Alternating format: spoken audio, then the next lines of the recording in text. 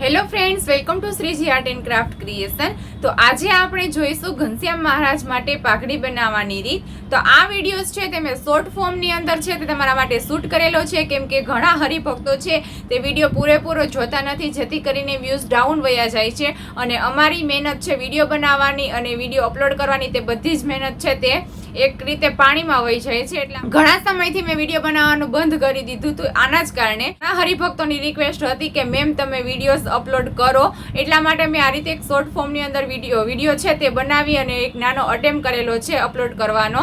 તો જો આમાં રિસ્પોન્સ મળશે તો આવી રીતે અમે વિડીયોઝ છે તેને અપલોડ કરીશું।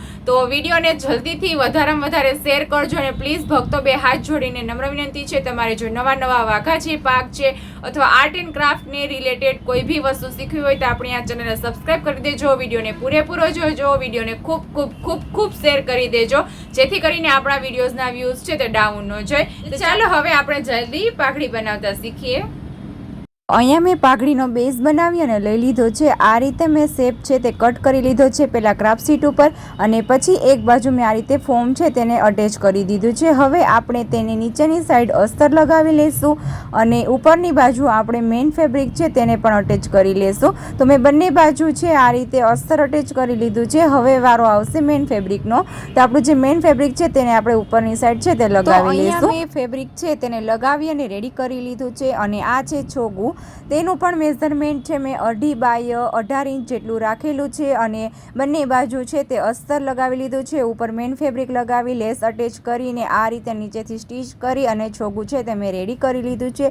હવે આપણે આ ભાગ છે તેને કોઈ બી ગોળ વસ્તુની સાથે રાઉન્ડ કરી અને આપણે તેને ગોળ શેપ લઈ લઈશું, અથવા તો પાણી સાથે ટક કરી અને આ રીતે ગોળ શેપ હાથેથી ને ધીમે ધીમે વાળીને બનાવી લઈશું, અને પછી તેને આપણે પાછળથી ને છે તે ચોંટાડી દઈશું, અને આનું ઉપરનું સર્કલ છે તેને પણ આપણે બાદમાં કટ કરીશું।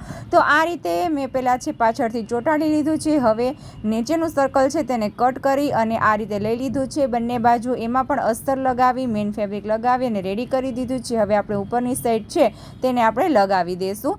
જો કોઈને સ્ટીચ કરવું હોય તો તે ઉપરની સાઈડથી સ્ટીચ પણ કરી શકે છે, અને તમે ગ્લુ ગનની મદદથી અહીંયા ચોંટાડી પણ શકો છો।